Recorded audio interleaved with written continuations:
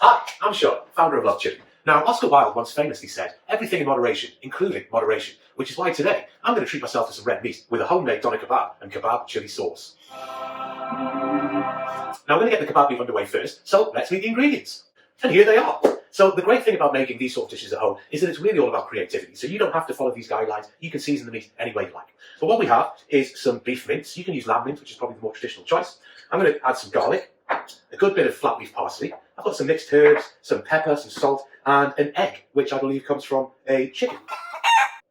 Now, really simple. We're just going to add everything in and mix it up. So let's get going. Great. So once you've done all that, your mixture should look something like this. Now, unfortunately, the supermarket was out of hooves and testicles, so we're not going to get the full kebab shop experience. But on the plus side, even if we add a little bit of oil to this mixture, this is a really healthy dish that we don't have to feel guilty about eating. Bonus. Now, I have in my hands 2 cans of soup. Now, I'm about to tell you what I'm going to do with these cans of soup. Alright? Alright. Sorry, I don't know what came over me there. So, I have in my hand 2 cans of soup. Now, we're not actually going to use the soup. We're actually going to use the cans they come in to cook the kebab. So first of all, I'm going to drain these cans and then show you what happens next. Great. So now I've drained the soup out of the can. Here's what's going to happen next. You're going to need some cling film. We're going to place some cling film over the top of the can. Push a little bit in, so there's a little bit of a pocket. And we're going to spoon the meat in. Just make sure that you're kind of pressing it down, making sure it's nice and compact. Now, when you've got all the meat in, tear the cling film, cover the top.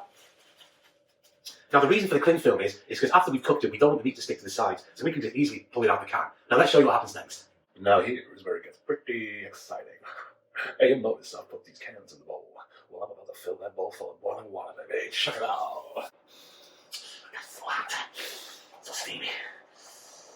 Yeah. Great. So the water should be about halfway up the can. We're going to put it in the oven at about 150 degrees and leave it there for about 90 minutes. So let's go and do that. Great, so now the meat's cooking in the oven, I'm going to go ahead and show you how to make a delicious, really simple hot sauce. So we've got some white wine vinegar, garlic, some tomatoes, a little bit of sugar and salt, some ketchup, and I have in my hand an onion. And so help me God, I'm going to do some terrible things to this goddamn onion. Sorry about that. I'm also going to use 2 of Love Chili's Ring of Fire chilies. Now, at 70,000 Scovilles, we can use 2. We're going to get a nice kick, but it's not going to be too much. Great. So now just to chop the onions and the chilies, and I'll show you the next step. Okay, so now that we chopped the onions and the chilies, we can get going. Now, I told you it was going to be easy, and I wasn't lying. All we have to do is literally pour all the ingredients into a blender. So we got the tomatoes, put some garlic in there. We want a little bit of white wine vinegar, about a tablespoon's worth.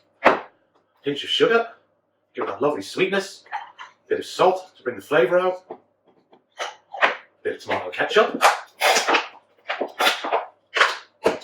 And last but not least, we're going to add the onions and the chilies. Now all that's left to do is blend it. Great. So once we've got it nicely blended, we can go and have a little taste. It's just like Mama used to make it.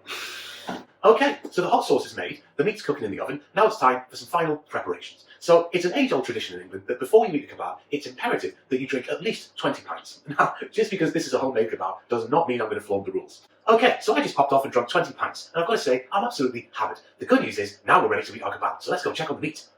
Great, so we've got our little beautiful baby doner kebab here, we've got a bit of bread, some hot sauce, so now it's time to serve it up and eat it.